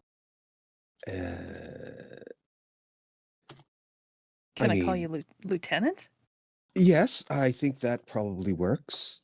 Okay. But you might need the full. I'll be honest, he always thinks of himself that way. In his mind, he refers to himself in his full name. So I don't know what that means exactly. It's very cumbersome trying to read his mind. It takes a long time. Called by Lord Vidar. Lord Vidar even refers to him that way, which, if you know anything about Lord Vidar, tells you a lot, I think. So, I suppose we're ready to go? Yep. Ready as we'll ever be. That's the spirit. Right. So, probably best if we just leave these fine militia here. Is there a code, Sergeant? The sergeant, who looks very confused about all of this, says, oh, never mind, I've read it. Very good. I think we're set. And Sergeant can't wait to get out of the fishmonger's hut. I'll let the general know, with your pardons. And then he seems a bit flustered, kind of salutes, bows, and then attempts a half a curtsy and then walks out. I guess he's not used to you yet. The whole experience was quite upsetting. You hear him mutter something. Don't think I'm ever eating at Cessna's again. All right. So Cessna accompanies you. Well, I should say Lieutenant Diego degli Esposti della Maradona. Esposto. As you exit the fishmonger's hut, you realize that the dawn has started to break, and there's enough light that you can actually see the entire harbor, including your ships stationed just past the large chain. The fighting in this area has stopped, and you are able to see that there are a lot of civilians that are starting to come out of the woodwork. Soldiers are clearing up the harbor. Some of the dead bodies are being removed, some of the damage. But the fighting at the towers continues, and every few minutes, it does takes a quite long time for the ballista to be reloaded. So in between, it's primarily shouting and some arrows and crossbow bolts being fired. But every sort of 5 minutes or so, there's a giant thumping sound. And you can see this huge missile, almost the length of a ship, just flying out from this gigantic ballista from the east tower down here. Sails out into the ocean. Most of the time, it narrowly misses one of the ships. Occasionally, there's some shouting.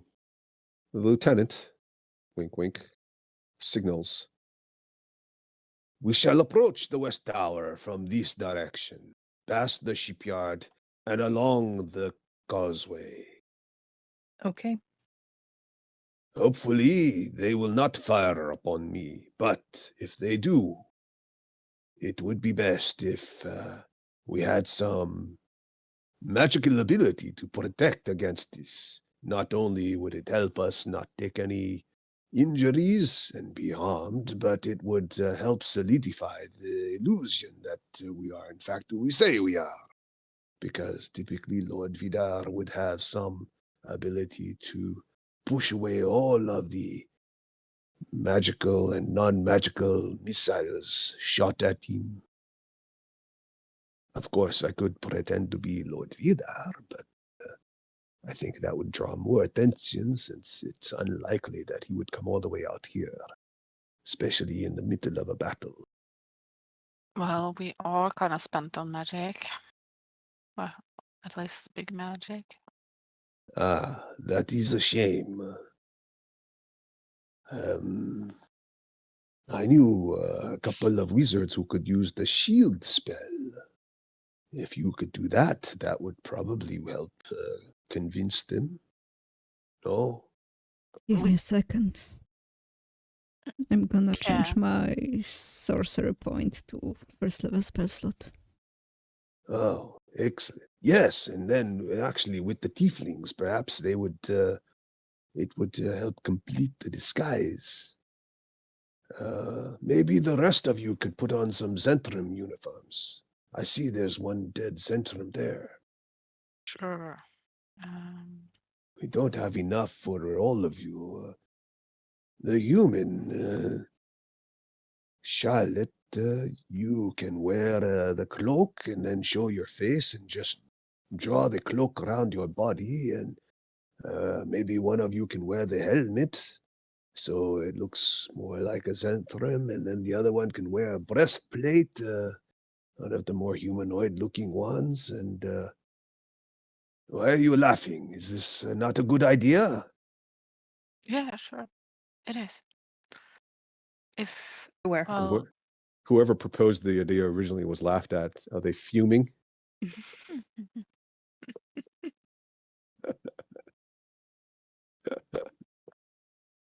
I literally said that like an hour ago. Sorry, who was going to say what? oh, I was just saying that. Is it kind of plate or is it leather or It's armor? scale mail. Scale mail.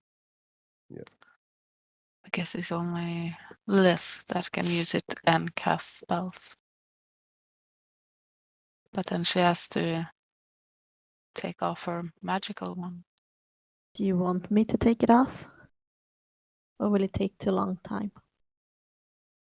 I'm not sure I can actually wear both of them in my bag.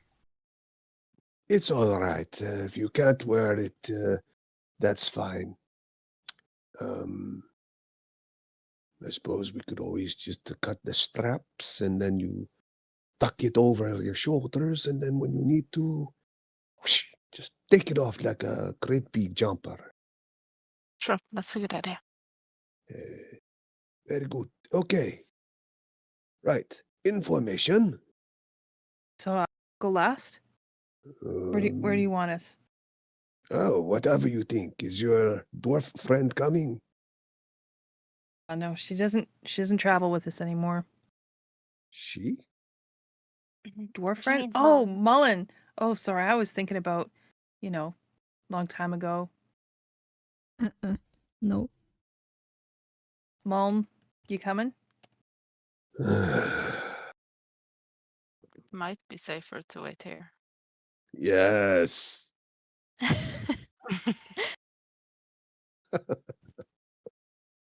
All right.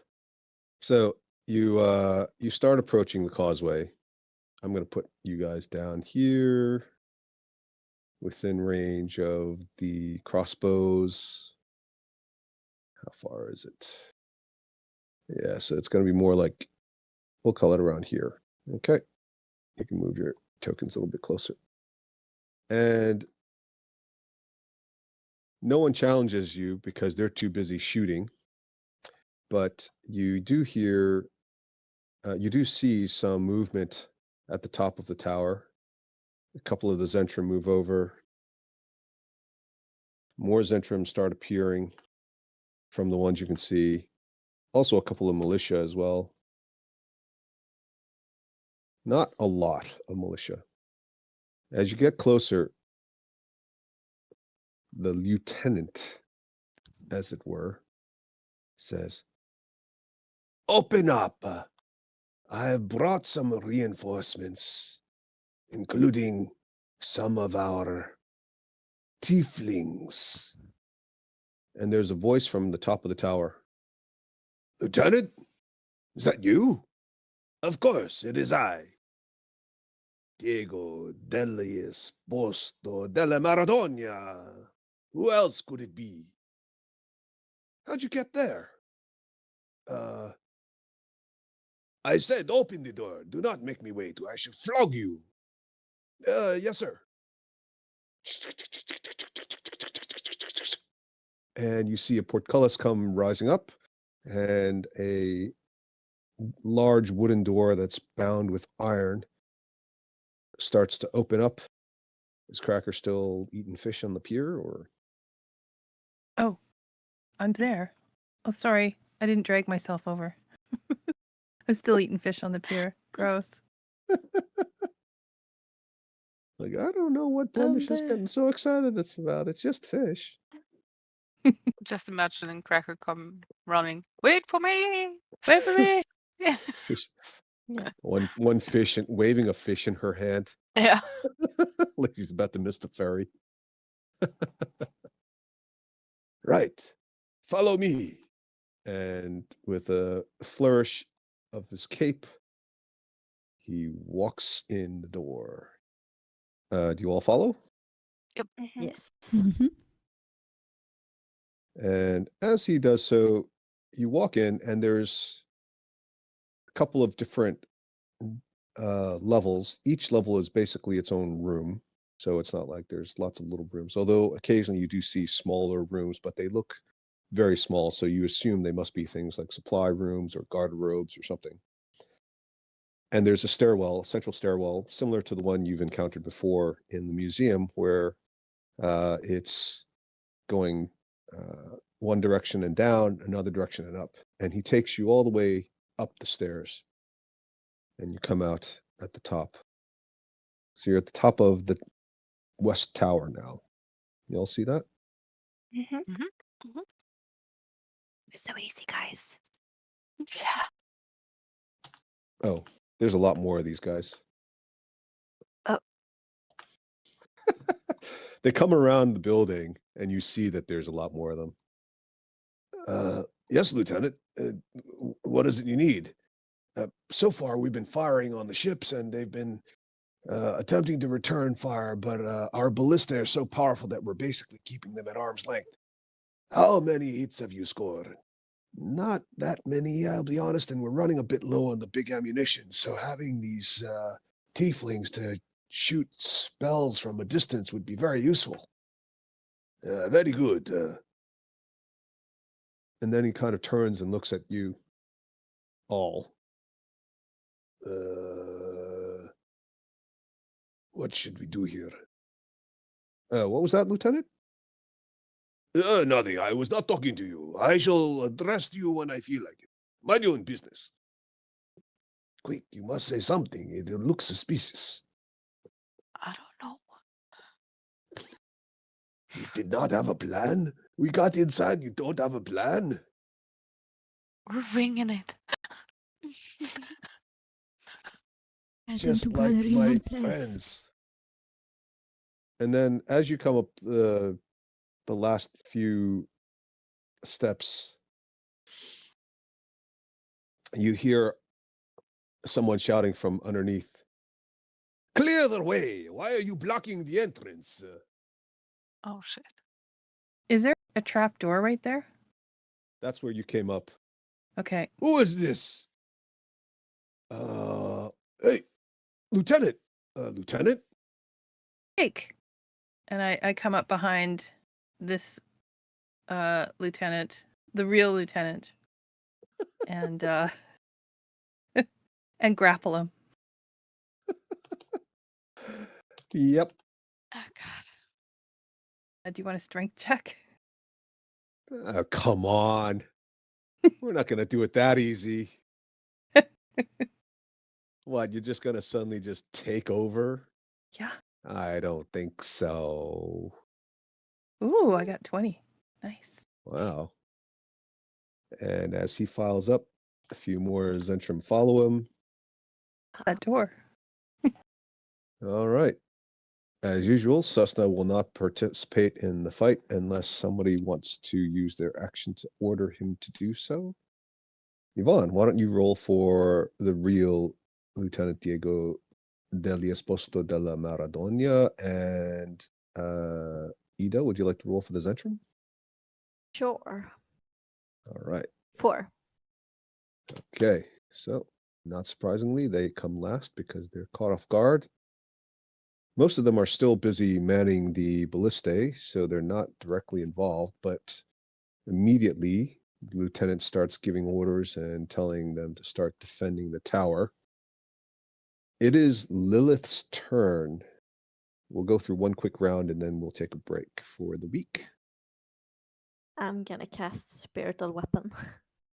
Yes. And I should have it here. You should have 18. There. And I'm gonna attack the real. Sorry.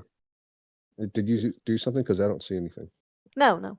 I just dragged the Spiritual Weapon out on the map. Oh, I see. Okay, right. And I'm gonna attack the real Diego with it. Okay. It's a 9 though. It's almost like the spiritual weapon is confused. Kind of turns the hammerhead one way, then turns the other way, turns it back the first way. All right. So that was your action and your use of your bonus action for spiritual weapon. Well done. Okay, Cracker. Gonna take a couple hits on this guy first. Wow. And is he still standing? No, Probably. he is. He's chopped into he's- half. Is he? Okay, and I'm gonna move to here. And my second attack. Can I grapple or do I have to do the same attack? No, you can use one of your attacks to grapple. Okay, so I'm gonna grapple him. Strength check. Oh. I'm not gonna grapple him. Okay, well, you don't know, but yes, it seems highly unlikely. Daria, would you like to roll the opposing grapple? Or grapple evasion? Yeah, he slips from underneath and away from your move. And you think this guy is very slippery because you weren't even close. You look like a lumbering oaf trying to go after a really nimble fighter. This guy dances around underneath you, twirls, and comes around behind you. Charlotte. Imposter. I'll use a frostbite on him. Okay. On who? The Diego? Yeah. He rolls a 3. Okay. You have to do the attack though, otherwise we don't get the damage. Oh.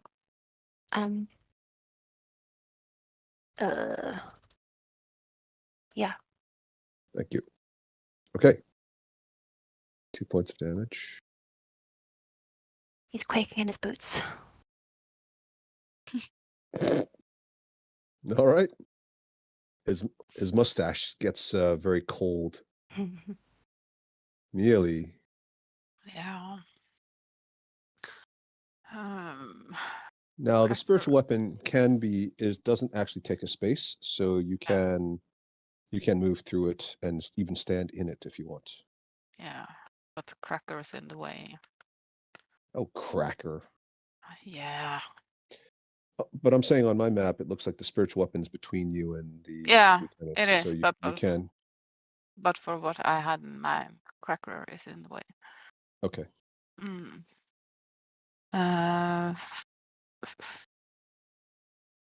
I'm just gonna go in the same space as the spiritual weapon, and I am going to cast Shocking Grasp. Okay. Let's see. There you go. I don't know why I had the advantage on, so it's an 8. So I guess that doesn't it. No. Sorry, I didn't mean to be rude, but there's no other way to say it. Nope. I get me the bad rules. Yep. Okay. Yeah. The real Diego. Yep. Okay. The real Diego, having been almost grappled by a barbarian and almost shocking grasped by a wood elf, or sorry, a moon elf, and hammered, says, This is a travesty. And he attacks melee, I guess. Mhm. Yeah, we'll do melee. Why don't you roll the attack there, Yvonne? Sorry, I rolled 2 accidentally. Okay. He What's has- melee's He armor has class again? disadvantage, I think. Oh, yeah. Yeah. So it's a 1. Yeah, the frostbite. Oh, yes, right. I was thinking, what is it? Oh, I forgot that. Well done. Yep. Okay, so he misses completely. And then his second attack will be against Cracker. Sophie, would you like to roll? Yeah. Critical Ooh. failure. Wow. This has never happened before in my life. It's very embarrassing. Fake. Denise. Fake. Magic missile. You. Wow. You. Okay. Nice. Okay, so that's going to do 11 total. Ouch, stop shooting me. This is not very nice. Byleth. Yeah. I'll also shoot the real Diego while screaming. While screaming. Yeah, he's a fake. Oh, And I'll use my Toll the Dead, I guess, and I'll move okay. here first. Okay. The injured one. Okay. Um. Let's hope it hits. Mm-hmm. Oh. Oh, Never mind. Jesus, Oh, that's such a good roll. it I was so. know. Yeah. Well. We're screwed. Bong. Oopsie. So these two Zhentrim stop firing. Well, these three Zhentrim stop firing the ballistae, and they attempt to attack. They're not sure what's going on with the Diegos, so they're not doing that. But they know for sure that the party look a little bit suspicious, and they're going to go for the closest party members. This one will attack Cracker. Go ahead and roll that one, Henrietta. And then this one will attack Ida. So, Sophie, do you want to do that? Okay, 5. looks like they're all going to miss. The one next to Charlotte will attack Charlotte. This one will Ah. attack Violet. Sorry. Did I do something wrong? I was just screaming. Oh, usually when Laura screams like that, it's because I forgot, like, slow has to have to. We talked about this last time. Yvonne, do you want to roll the attack on Charlotte?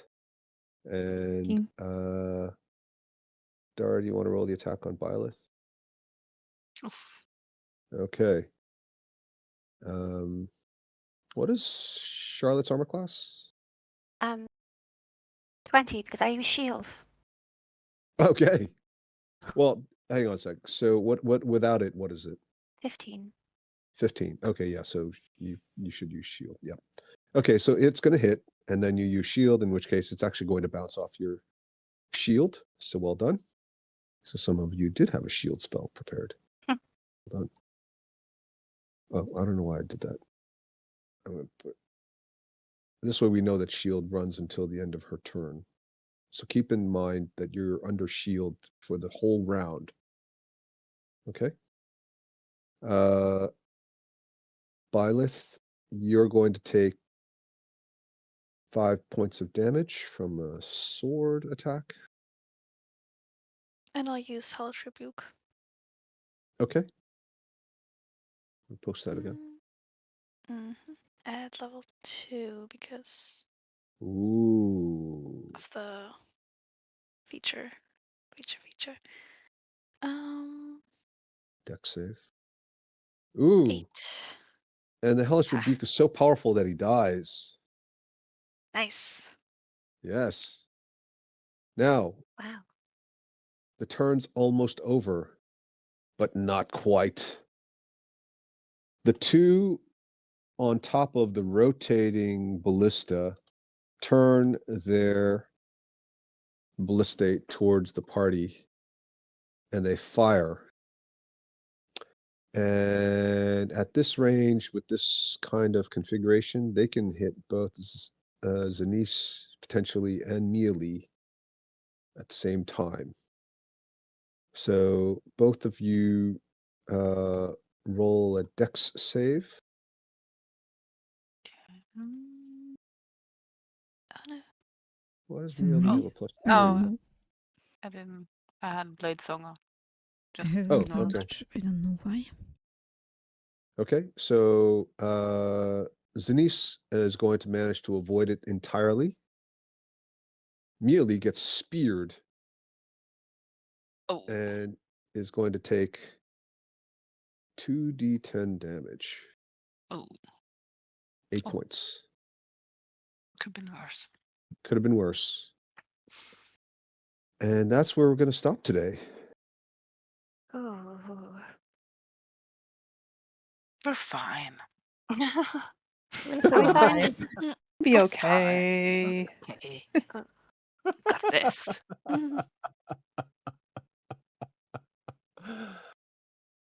I mean, you could say something about this is what happens when you just wing it, but Nah. We got this. well, good luck. Yeah. Nothing a fireball can't fix. Yeah. True. Have you got a fireball already? Yeah. Oh no, really? Oh, Yes. Oh yeah. I was Holy saving cow. for that. Yeah, this is going to be over fast then. Thank God. All right. So fireball does go around corners. This is a platform, but it would go around the corner. So yeah, that's going to be fun. All right. Looking forward to a big flaming conclusion next week. And Bowling for Zhentarim. bowling for Zhentarim. All right, folks, have a lovely week, and I shall see you all next Sunday at the same time because you guys most of you still haven't done your adjustment for daylight savings. Yes. All All right. right. Okay.